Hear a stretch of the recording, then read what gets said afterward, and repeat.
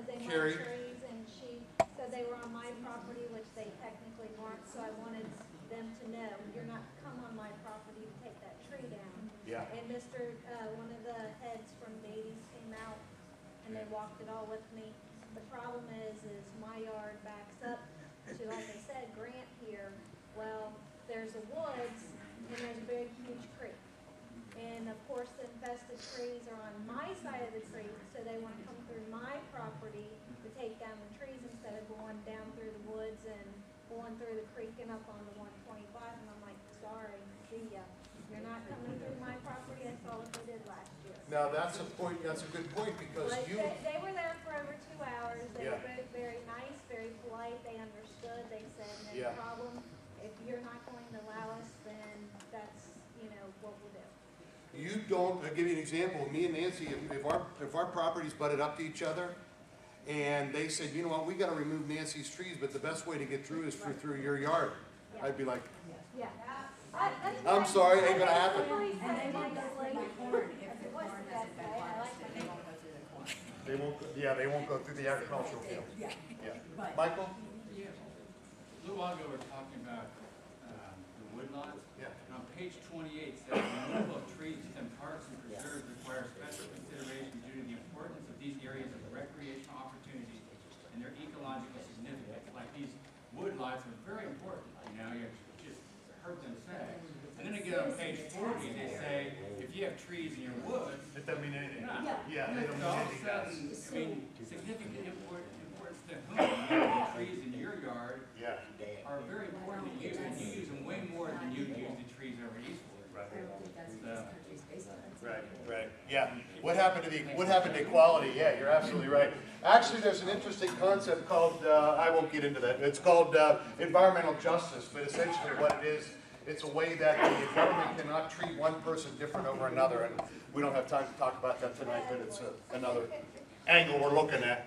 My wife keeps looking at me going, come on, go. Okay, let me see. Alternative treatment of high risk club would be conducted with person. Oh no, this is interesting.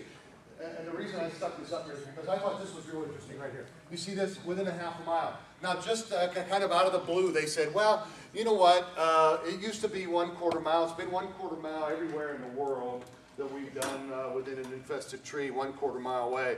Well, then they come to us with this new environmental assessment and they say, hey, you know what, we doubled that. We just doubled it just in case they are out there. So I guess my point is, well, what made him decide on a half mile? Why not do, why not a half of Claremont County, and why not, 5 miles or 6 miles? Okay, under this alternative, expects 150,000 imidacloprid treatments applied up to 15,000 infested trees removed per year based on the logistical constraints and past experience with ALB eradication programs in other states. And they have made that comment 8 different times in this assessment.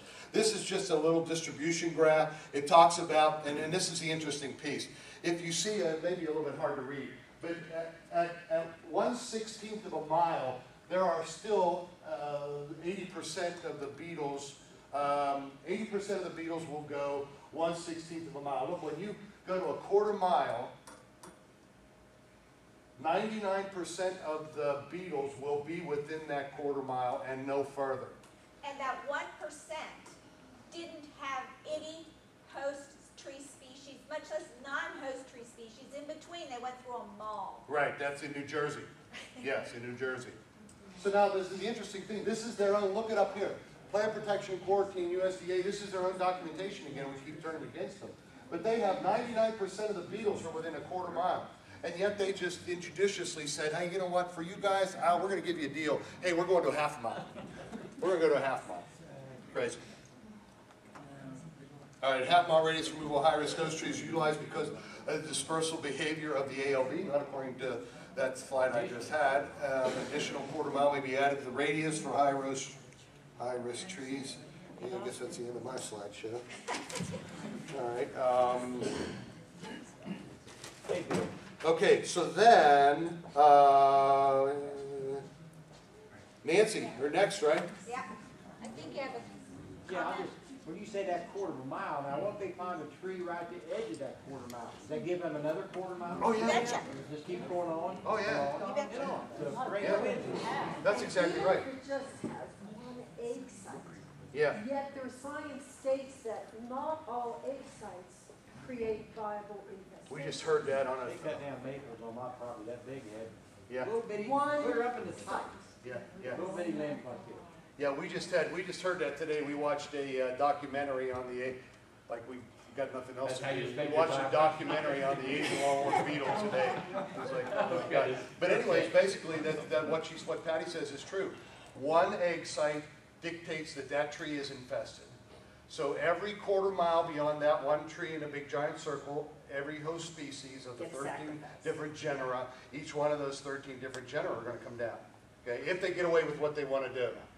And yet, their own science, like Patty says, says that there can be females on the trees that can chew bark but not lay eggs. That's our own documentation. So how much of this out there is false positive? Who knows? Who knows? I'm sorry. Nancy? That's all right. There's a, I was Wait, curious one more thing. how Camera? these trees that are on the host list, Yeah. I read a lot of those very long documents and studies that they did, and oftentimes how one ended up on the list was because in a laboratory where it was warm, they helped it grow in the tree, and then they can say that one beetle completed its life cycle, and now they're gonna eradicate.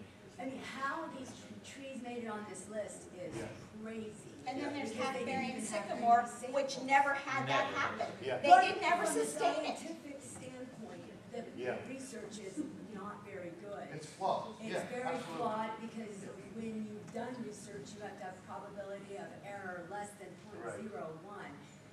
It's just part of scientific theory, you know, and I'm reading this stuff going, what? And now they're gonna take every one of these off my property because in a lab somewhere. And it was that same scientist Yeah. that told me that imicloprid people were scammers. It was the Right. same We're person. scammers. Right. Yeah, after I Yeah. brought that. We need to talk afterwards because I want to get a hold of Rob Gordon, who's the president of ArborJet, and tell him if this guy said he was a Oh, scam. yeah, a long time, you know, when they were first out there, you and I, we were the Yeah. first farms, they were on my property within a week of you finding, I mean, kids, and, I mean, they're, Well, I want to go through a couple of things that I pulled out of the EA.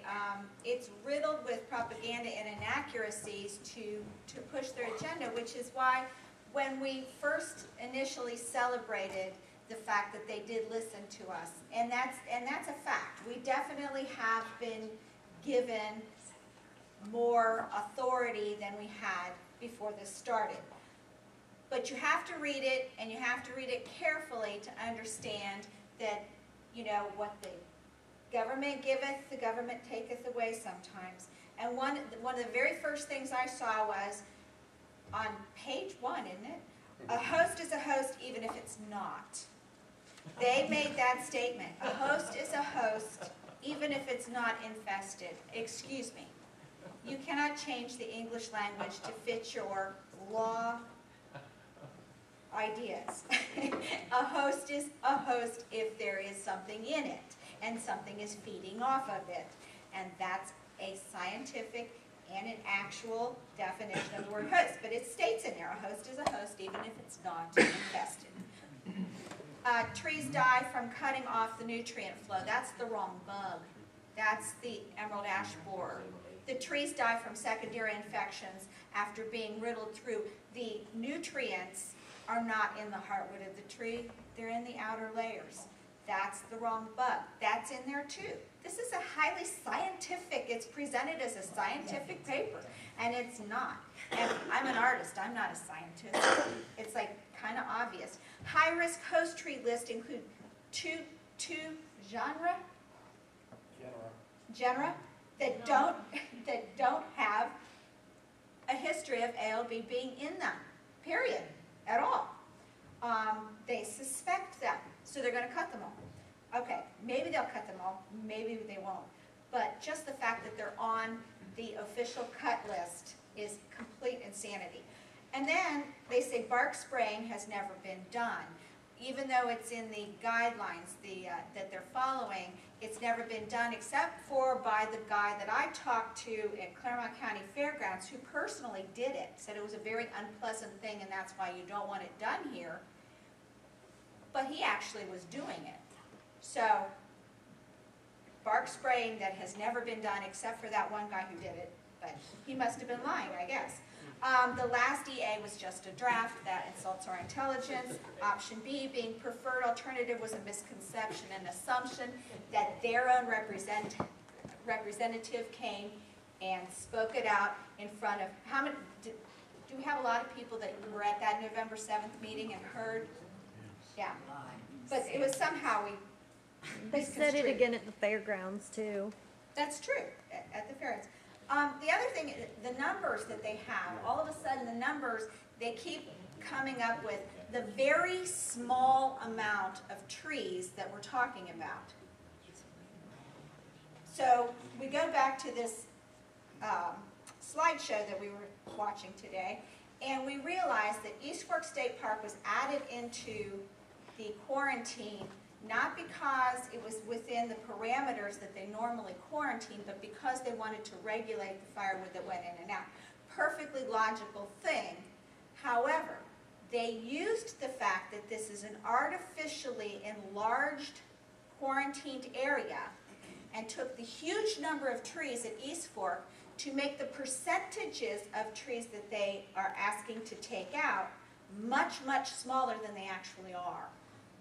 That the numbers that they have here are extrapolated over from this artificially enlarged quarantine area, and then again over the entire county, Claremont County. So those numbers, and if you put the two next to each other, we had 69% of our canopy being gone on the first go-round in May, and all of a sudden it's, what, 0.5 or something like that percent. It's like, and you know, if you actually took it globally, it's a very small percentage of trees that are going to be cut. They could cut every single tree in the entire county, and it would be a teeny tiny little number. But anyway, and then they use the term, we have to do this quickly because if we wait, then the founder colony explodes, and it's nearly impossible to eradicate the infestation. I looked and looked and looked and looked and looked. And in several EAs, that the term applies to a mushroom, that the spores get to a certain point and they explode, and it's virtually impossible to eradicate. Never in ALB, which is a large, fat, lazy bug that just infests the same tree over and over again. So anyway, it's riddled with inaccuracies. I'm going to point that out in my comments simply to say I want an environmental impact statement with some real scientists in my backyard. Another point is, it says in here, the purpose of this EA is to evaluate the impacts of program activities in the quarantine area and pockets of ALB infestation that may occur throughout Claremont County. This EA would allow the program to rapidly conduct eradication activities on isolated ALB infestations where they may be discovered in the county without having to first reinitiate the NEPA process. Do we really want to circumvent the NEPA process? Is that what this EA is about? By their own admission, this EA was prepared for a larger area so they don't have to go through this NEPA process for another satellite like Stone Lake. They don't want to give them the individualized opportunity to defend their homes at that point. And this is about the extrapolation. Relative to the total number of host trees within the quarantine or county is small, 2.5 for the artificially enlarged quarantine area, or 0.4% for the entire county. That's to say that our trees, which would be 69% of our canopy, are not that significant in the scheme of things. Now, if these were in the middle of Anderson Township, you know, maybe different, but especially since ours are wooded. Now let's talk about these numbers. If they came in and cut, this is Illinois. Illinois is already eradicated. They cut 1,551 trees. Uninfested trees, they only cut 220. Total, 1,771 trees, and they treated almost 300,000 trees with imidacloprid. This is their success story. Now, if they came in and they gave us these numbers or anything around these numbers, we'd be thrilled. We'd be happy. But as the program goes along, we have New York. Infested trees cut and double uninfested trees cut. So they cut twice as many uninfested trees as they did infested trees, and they treated a huge number of trees. So then we go along a little further down, and we've got New Jersey. 33 times the number of infested trees. They cut uninfested trees to 21,000. They only had 729 that had bugs in them. And they only treated 100,000. And yet they brag about that as a victory. They make a big deal because they aggressively cut these trees. Now, this is what I'm looking at. As the program gets further and further down the line, this is what's been happening traditionally. What I'm reading is that we have the right to refuse. I personally am going to refuse any cutting of healthy trees on my property unless I go through and say, you may take this one, and this one, and this one after you treat. But if they're not going to treat my trees, then they can just come back every year for the rest of my life and take my infested trees off. And I think if more people would do that, then they would understand that they're going to have to treat trees if they're going to get our permission to cut any of our valuable property. The practice is, okay, this is Dr. Brendan Reardon in August of 2011. This is who, and I like this man. There's a difference of opinion, but I talked to him at length at the Claremont County Fairgrounds. In this presentation, he said the practice is uninfested trees, and he's talking about treatment of imidacloprid. The very next thing he says is, we do that in the spring so that when the adults do emerge, they receive lethal levels of imidacloprid. And I thought, the practice is uninfested trees. So when the infestation comes out of this uninfested tree, they receive lethal levels of imidacloprid. I'm confused. This is a really smart guy, too. Dr. Brendan Reardon is no longer the director That's of true. the ALB program. Dr. Brendan Reardon is, we don't know where he went, but he is no longer who we're directing our, he's not there right now. All right, this is one of his slides, and I want you to look at the bottom of this slide. It says 99.9% success rate barring improper application and poor health of a tree. This is 99.9% effective. Now this other person who we're not calling by name, are we, Bill? No, we're not. And he says the only effective, stop it. The only effective treatment is the chainsaw.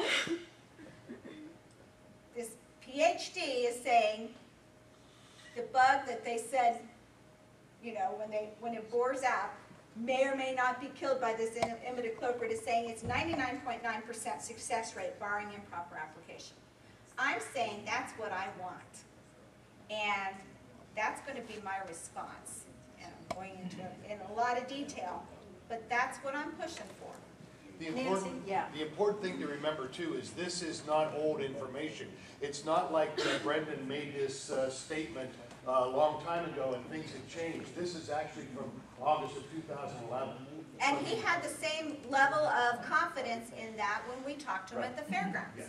Yet in November of 2011, at the meeting, there is no pesticide that we use to treat the ALB infestation. So we're getting That's what we were very, told. very mixed signals about this pesticide, dependent on what they want us to agree to. You're spraying all the stumps though that they can't remove. I had to. And we have don't know 8, if we're 9 able stumps to, They couldn't grind. we don't know if we're able to refuse that chemical on our property. It doesn't actually say that in the, Yeah. EA. No, Almost Okay, on page 40, very quickly, the last thing I want to address is there are 4 different things that on page 40 of the EA, it addresses as possibilities, why they wouldn't want to cut these particular trees. Now, if you go back to, remember before HIPAA, remember the doctors were able to talk about you behind your back all they want, I guess. But after HIPAA, they had these guidelines that you were going to have to follow for, help me out here, Mike, confidentiality. yeah. So, and it was, such as, which is what this is such as these, and they listed some guidelines. Well, somewhere along the line, it went from, these are examples of common sense to, these are the only ones that are available. If it falls in this category, we can actually exempt it. If it doesn't fall in this category, then it's not exempted. So we have to be careful that we push for common sense, and when you get into these bullet points, they don't become set in stone. If it doesn't fall in this area, then I'm not going to save it, because it doesn't have anything that's important to me in this list. You're talking about page 40 with the... Page 40, yeah. And that's all I've got to say. I think Doug Simmons has some things from our beloved attorney that he wants to talk about.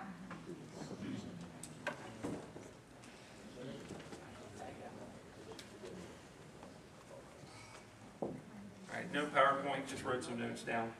In talking to Brian O'Connell, he's our representative from Dismore and Shoal that we pay a whole lot of money to for his wisdom, his advice, and his ability to write some wonderful letters that have done us some good work. His initial impression of the document was that we should be optimistic. We should be rather upbeat in our comments, and then he went into some detail to say that we definitely need to write comments. We need to drive this thing home.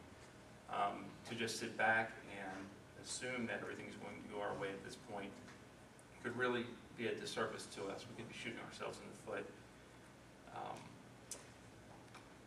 We talked quite a while about the right of refusal, and in options B, C, and D, they all give us the right of refusal. We can tell these people to go off the property, and then, like we've said multiple times here, they'll just have to come back and monitor the trees over the course of time. If those trees become infested, then they'll take the trees down. But there was a bit of a hitch in the right of refusal. I think Bill had mentioned earlier, and Brian doesn't know how to address it other than we need to ask for a better explanation of what happens when we write or when we tell them we refuse. If we refuse, does that mean that they can do nothing else? If we refuse, does that mean we're going to then negotiate terms of the trees? Treatment, cutting down, treatment, observation, combination of all of them. And we briefly talked about the possibility of talking to the USDA, to the tree cutters, about what we would like to see happen to the trees before they actually come onto the property, or they come on with a written explanation of this is what we want to do. In a sense, we're negotiating the terms of our trees before they make a decision and have to change their mind. Brian said that might be a good way to go.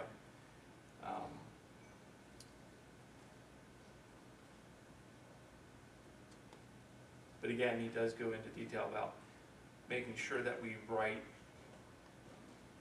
our comments back to this environmental assessment. And we may want to say something like, like we're glad that they're looking out for our best interest. We're glad that they heard us before. We hope they're going to continue to hear us. We hope they'll give as much thought to this comment that we're writing here as they did to the ones in the past.